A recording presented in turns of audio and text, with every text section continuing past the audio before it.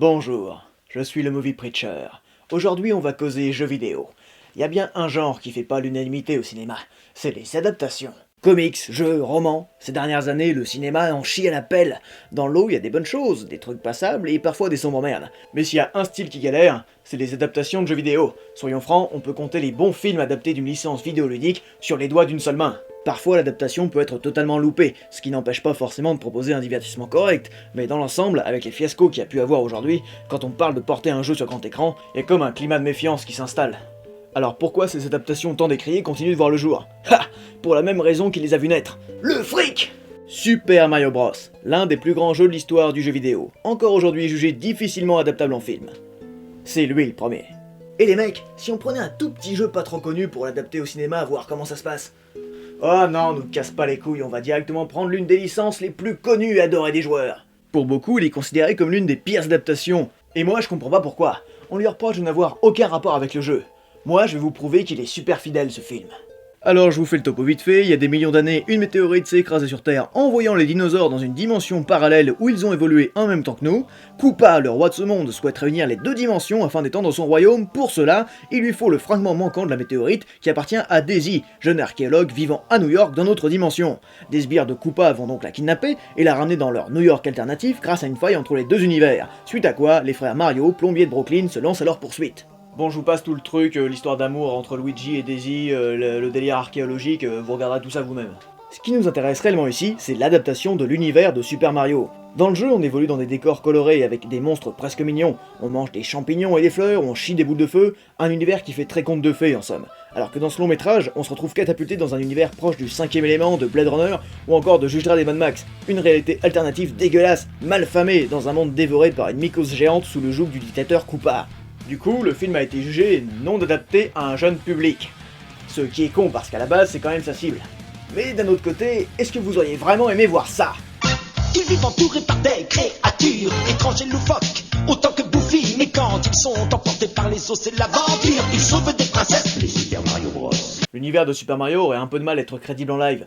Je dis pas que c'est impossible, mais de prime abord, ça paraît beaucoup plus adapté à un film d'animation. Ouais, alors pourquoi ils ont pas fait un film d'animation, fils de... J'en sais rien, mais tu fermes ta gueule, parce que ce film, il est énorme.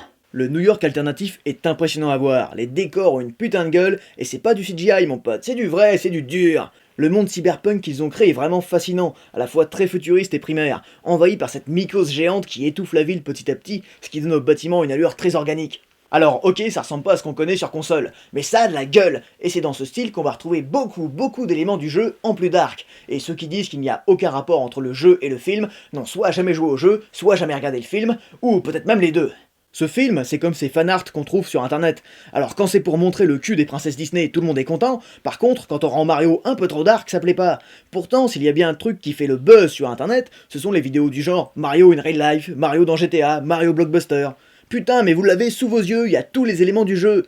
T'es prêt à taper une liste longue comme ma queue? Alors c'est parti. Les Goombas, check, ils sont là, évidemment, du statut de merdouille qu'on écrase, ils passent au statut de soldat imposant et effrayant, bien que totalement débile. Koopa Troopa, check, pareil que les Goombas. Yoshi, check, les Shy Guys, check, les Billballs, check, Bob-Omb, check, Boule de Feu, check, costume Tanuki, check, les tuyaux, check, champignons, check, Iggy, check, Spike, check, Toad, check, les décors, la forteresse de Bowser, check, Big Bertha, check, les tenues de Mario et Luigi, check, la princesse, check, Birdo, check, le roi du royaume champignon, check, plateforme, check, vaisseau de Bowser, check, plus toutes les petites références qui sont cachées dans le décor. Tout ce que fait ce film, c'est réadapter l'univers de Mario de manière adulte avec un design dark et cool. Je voulais aussi vous parler de deux petits détails de l'intrigue qui sont souvent évoqués. Pourquoi pas Peach, la princesse en détresse, mais Daisy. Parce que c'est Luigi qui tombe amoureux et non Mario.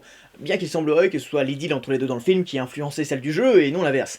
Et pourquoi Koopa et pas Bowser? Bah parce qu'au Japon, ils l'ont toujours appelé Koopa. Il semblerait même admis qu'aujourd'hui, le nom complet du méchant soit Bowser Koopa, Koopa étant son nom de famille, comme ça tout le monde est content. Et en parlant de nom de famille, non, je n'évoquerai pas les nombreuses incohérences du film que tout le monde a déjà entendu. Oui, Mario aurait adopté Luigi, il s'appellerait Luigi Mario et Mario Mario. Ça, j'en ai rien à faire, je suis pas là pour dresser la liste des défauts que tout le monde connaît déjà, mais plutôt pour rendre au film les qualités qu'on lui attribue jamais. Déjà, je suis totalement amoureux de cet univers, mais ça, c'est subjectif. Le film a un putain de casting. Bob Hoskins, John Leguizamo, Dennis Hopper, c'est pas dégueulasse comme tête d'affiche. Ensuite, les effets spéciaux, le job est super honorable pour un film de 93. Certains effets ont un peu vieilli, mais le design des créatures et les animatroniques sont toujours impressionnants. Puis il y a des scènes vraiment badass, et je trouve que l'idée que les dinosaures aient évolué jusqu'à atteindre un stade humanoïde est intéressante. Ce film mérite vraiment d'être vu sans a priori. C'est pas un film de merde, et c'est surtout une adaptation qui a des couilles. Si vous préférez, considérons-le plutôt comme une relecture ou une interprétation. Le fait est que si aujourd'hui des mecs sortaient une fausse bande-annonce d'un film Super Mario dans ce style-là, ça serait un carton. C'est toujours le problème des adaptations d'œuvres. Est-ce qu'on va faire un truc hyper fidèle, ou du coup on va être critiqué car on n'a pas réussi à s'approprier le matériel d'origine, ou alors est-ce qu'on va proposer notre propre vision de la chose, au risque de se faire lancer des pelletés de merde dans la bouche, parce qu'on n'a rien compris et dénaturer une œuvre trop culte qui n'aurait jamais dû être adaptée, sauf si elle reproduisait finalement le matériau de base. Et je trouve qu'il ne tombe pas dans les pièges de certaines adaptations de jeux, genre « Eh regardez, c'est comme dans le jeu !» Non, ici c'est subtil. Comme les flingues des Goombas qui ressemblent au Nintendo Scope, ou à certaines enseignes qui évoquent les ennemis du jeu. C'est pas Hitman où il y a des gosses qui jouent au jeu Hitman, ou House of the Dead qui insère carrément des images du jeu dans le film en plein milieu de l'action. Bon là on parle d'une production UV là quand même, donc c'est un autre niveau, mais... Mais putain, Super Mario Bros c'est un bon blockbuster. Dans Transformers, les robots ressemblent à tous sauf aux robots du dessin animé, ils sont beaucoup plus réalistes et menaçants, même les gentils. Soyons francs, si on avait eu un robot tout cubique qui se transformait en Ferrari, ça aurait semblé peu crédible. C'est pareil pour Super Mario, il ne fait que rendre plus sérieux l'univers existant. C'est peut-être pas le meilleur film du monde, mais il ne mérite clairement pas son statut d'adaptation pourrie. À la base, une suite était prévue, mais vu que le film s'est planté au box-office, elle a été annulée. J'aimerais tellement voir cette suite. On oublie que les mecs qui ont écrit ce film sont partis de... C'est un plombier qui court en ligne droite pour aller sauver une princesse kidnappée par une tortue avec des pics. À l'époque, Mario 64 n'est même pas encore sorti, la majorité de l'univers Mario qu'on connaît actuellement n'existe pas encore. Non mais il y a un moment où il faut quand même reconnaître qu'il y a largement pire que Super Mario Bros. Je sais pas si vous avez déjà regardé, je sais pas, un film de la saga Resident Evil par exemple. C'est l'adaptation ratée parfaite et pourtant ça a eu un succès fou, des dizaines de suites, alors qu'il n'y en a aucun qui est regardable. Ils ont pris les noms des personnages du jeu, ils ont collé à des cosplayers qui ressemblent que vaguement à ces personnages, et ils ont balancé dans un monde post-apo avec des monstres et des zombies moches, et ce n'est ni une adaptation, une bonne adaptation, ni une adaptation ratée, c'est même pas une adaptation libre. Je veux dire, les Schtroumpfs, le film est une meilleure adaptation de sa bande dessinée, alors que pourtant il n'y a pas grand chose à voir, vous voyez.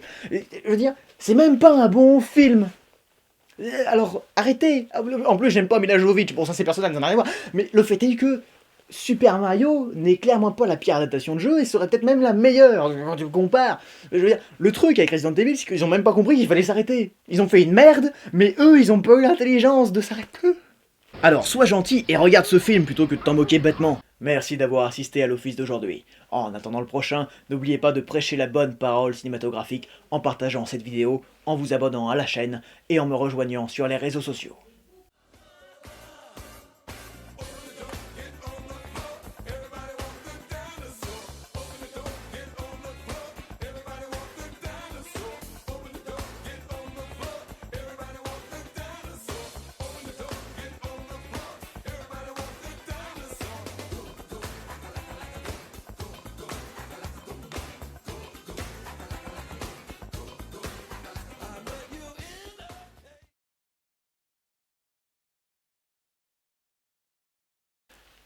Et ça a du succès.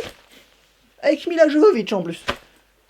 Oui, c'est quand même fait par l'autre qui a fait Mortal Kombat, hein. Ça tout le monde l'oublie. Mortal Kombat qui n'est pas une mauvaise adaptation de jeu vidéo d'ailleurs. Pas trop.